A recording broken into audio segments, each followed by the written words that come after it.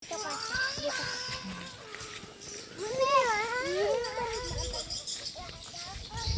Annie. Annie.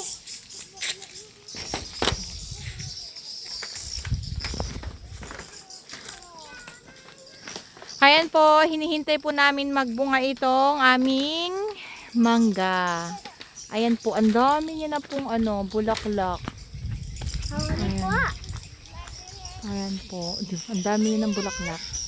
Ibig sabihin, wag lang po siya maabutan ng ulan para po siya ay makuha na natin kanyang bunga. Ganun.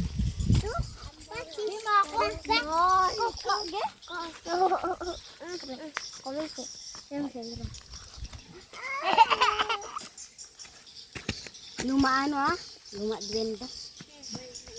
Ganyan po kalapad ng hasyenda ng aming pinsan.